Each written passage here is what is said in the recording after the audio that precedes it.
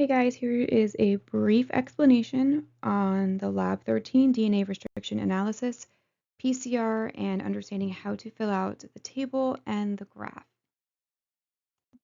So we talked about this in class that we are using 3 different restriction enzymes on the same donor DNA. The DNA that we are using is the lambda phage. It's a circular DNA. Now, there are a mix of circular and linear DNA samples that we have from the lambda, but we're going to be applying 3 different restriction enzymes, BAMH1 to one microtube, EcoR1 to a different microtube, and HIND3 to the third microtube. And so having this understanding, let's look at HIND3 first. Here we have one fragment that's going to be made. It is quite large in comparison to the other ones. Here we'll have our second in terms of length, 9,400 base pairs. This will be our third, our fourth, our fifth, sixth, seventh, and eighth. So we should have 8 different fragments, right? Well, like I said, it's a circular DNA, some linear and some circular. So for the circular DNA samples that we have, it's not going to be 8 fragments because fragment number 1, the 23,000 base pair, and fragment number 4, the 4,300, they're actually connected on either side. So in essence, we're not having 8 fragments, we're having 9. So we have one extra, and that one extra is a combination between fragment number 1, that's labeled here, and fragment number 4. Fragment number, the combination of fragment number 1 and fragment number 4 should give us 27,000 base pairs. So this order that I just wrote out here from 1 through 8, the longest is actually going to be that combination 1. And we can see that here on your lab report. It's already filled out for you the actual base pairs based on where we know that HIND3 is going to be cutting. So we see 1, 2, 3, 4, 5, 6. We only see 6 bands. Now, if you didn't have a good run on your gel, you're going to be using the one that's supplied for you in the lab report. It's labeled ideal gel. So using this ideal gel, we have 6 bands, but didn't we just say that we had 1, 2, 3, 4, 5, 6, 7, 8, 9? So how does that make sense? Well, these smaller 2, they're really, really short in comparison.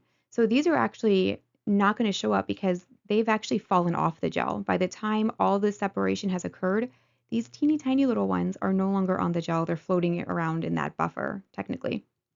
So that gives us 7, but we just counted, we only have 6 bands. So what's going on here? This first band right here, it's really large. This is what's called a doublet. And a doublet can occur when you have 2 fragments that are pretty close in length, that they haven't actually separated from each other, even though they did separate from the rest of the fragments. And so since this is our largest band, and since that largest band is closest to the well where our sample was deposited, that means that this is going to be probably larger base pairs, right? The ones that are down towards the bottom, those are the shorter base pairs because they can move faster through the gel. So we're looking at these two, 27, 491, that combination between fragment number 1 and fragment number 4, and 23, 130, which was our first cut that we talked about. These have actually not separated. So, and they have formed a doublet. And again, you can tell where there's a doublet where you see just like an extra thick band, especially in comparison to the other ones. And so when you go to measure this, you're going to have to just put that measurement for both of them as the same measurement. Okay, because now we're going to measure the distance from that each of these fragments made from the original starting point of that well. So we're going to fill this part out next. And to do that, we're going to just draw a line here if you have a picture of it, or if you're using it from your lab report that you printed, you'll just use that as this line as a starting point. So this is approximately where the wells were. And then you're going to use a ruler. So this ruler that popped up here, this is actually one that you can use in PowerPoint. However, there is another application, or I'm sorry, probably several applications you can use on your computer where you can apply a ruler over an image. And so by doing this, I went ahead and I then took some measurements. For this one, I measured about 12 millimeters from the starting point where that red line is. And these are the rest of the measurements that I got.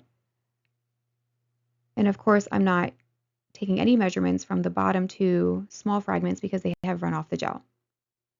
So now what do I do with this?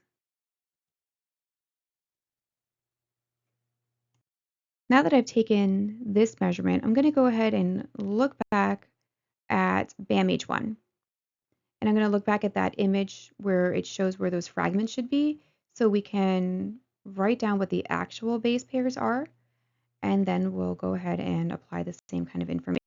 And so taking a look back at this picture, let's go ahead and figure out where those cuts are going to be for BAM-H1. We'll put them in order from greatest to least. So here we have our first cut in terms of size, 16,000. Here would be fragment number 2. Here's 3, 4, 5, and 6. So again, we're making these cuts on the donor DNA, which is the lambda-phage, comes in linear and circular DNA. And so because of that, we are going to see that these ends are going to be actually connected with this circular DNA. So instead of getting 6 fragments, we should be getting 7. That last, the 7th fragment is coming from fragment number 3 and fragment number 6. And so we should see that this one is approximately 12,275 base pairs. And so that's actually going to be the second largest fragment that we should see. So it's knocked down that 7,200 base pair to third place here. So now we're going to fill in those actual pairs based on what we just looked at for the restriction enzymes. And so I'm filling it in here in order, of course, from greatest to least. And like we said, there should be 7 fragments based on the fact that we have linear and circular donor DNA. Now, if I look at my gel, again, I'm either using my personal one or the ideal gel. I'm going to be looking at this far left lane. That's where BAM-H1 should have been put in. And if I look there, I'm seeing 1, 2, 3, 4, only 5 bands. Now, this one looks extra thick, and so does this one. So what does that tell me?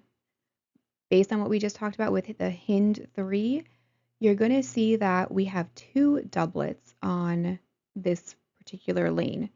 And so since it's the first one that's closest to the well where we deposit the DNA, you're looking at your 2 largest fragments that just didn't quite separate. And since I think this last fragment is quite thick, that tells me that the 2 smaller fragments have made a doublet. And so these 2 right here actually are still combined. However, regardless, you're going to then use the same way that we measured for the HIND3 fragments, and you're going to give me the distance in millimeters as long as it's still in the same proportion relative to how you measured the HIND3. Once you're done with that, you're going to do the same thing with the EcoR1, the actual pairs, and then take a look at the gel, see how many fragments there are. This one also has 2 doublets as well, so you'll be able to take a look at that based on which 2 bands seem to be the thickest, and if those also correspond with two fragments that are kind of close together. Once you're done with that, you're going to fill in this graph that's on your lab report. Make sure you give a title for the X and the Y axis. And obviously here on the vertical, we have base pairs, which means on the horizontal, those are going to be our millimeters. So based on what I know from Hint 3, I'm going to track and plot the Hint 3 results. So I'm using the millimeters that I measured, and I'm drawing a dot on that X and Y intercept where it intercepts with the base pairs of the fragments length. So I have all of these. Then you're going to do a line of best fit. You can combine these and just draw them like from dot to dot, or you can do a line of best fit, which should really focus on the middle dots that you plotted, because usually the outliers, the high and low, they may not always correspond with statistical analysis. We had a doublet up there anyways.